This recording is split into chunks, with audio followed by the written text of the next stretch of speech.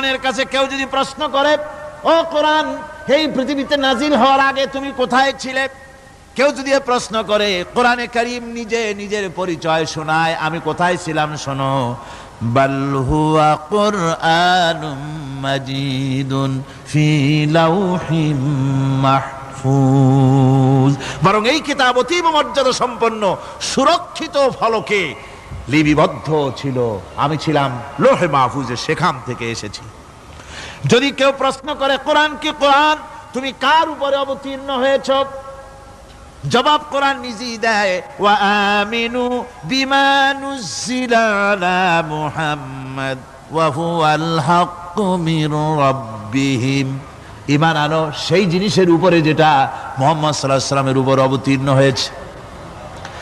আবার অন্য আয়াতেও জবাব পাওয়া যায়, তাবারাকাল্লাযী নাযালাল ফুরকানা আলা আবদিহি লিয়াকুনা